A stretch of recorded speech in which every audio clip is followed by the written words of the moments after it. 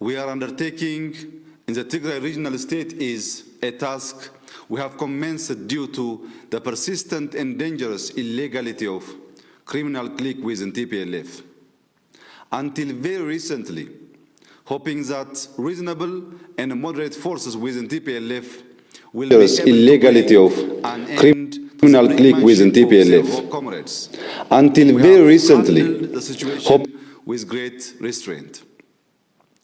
The federal government had every right to deploy federal security forces and use force in order to apprehend those implicated in massive corruption and gross human rights violation. However, we and other independent entities continue to urge the regional government for months to respect and enforce federal laws. These calls were unheeded. The patience we have shown to the criminality within TPLF has entailed a huge cost. And other independent entities continue to urge the regional government for months to respect and enforce federal laws. These calls were unheeded. The patience we have shown to the criminality within TPLF has entailed a huge and other independent entities continue to urge the regional government for left us no option but to mobilize our law enforcement and defense machinery in an operation intended to end the prevailing lawlessness in the region. Considering the complexity of this law enforcement operation in the Tigray region, in the past few days, we have been able to accomplish the following three key milestones. Firstly, last week, the House of Federation invoked the constitutional authority under Article 62(9) and Proclamation 359/2003.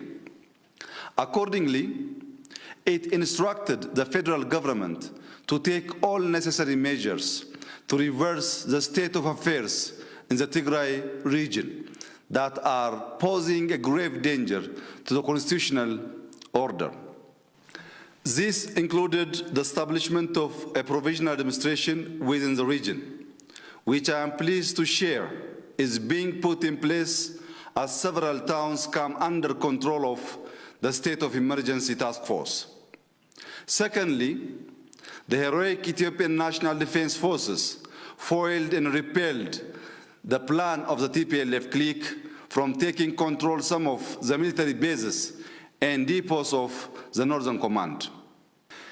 We have also been able to neutralize the heavy and long-range weaponry that the criminal elements within TPLF managed to acquire previously. The National Defense Forces' liberation of the western part of Tigray from TPLF's grip is a victory for the Ethiopian soldiers of the Northern Command that faced gruesome and fatal attacks. It is a victory for the innocent civilians of my cadres that were brutally massacred by TPLF forces this week. It is a victory for the peace-loving and hard-working people of Tigray who have been isolated from their fellow Ethiopians through the unceasing hate and fear propaganda of TPLF. Thirdly, it is also to be recalled that the federal government had launched several criminal investigations and brought charges for serious crimes in which the TPLF clique have been implicated. In order to ensure that a culture of impunity will not become the norm, we have continued to exert great effort to identify and apprehend those who have been involved in corrupt transactions and those that need to be held accountable for their crimes will soon be brought to justice.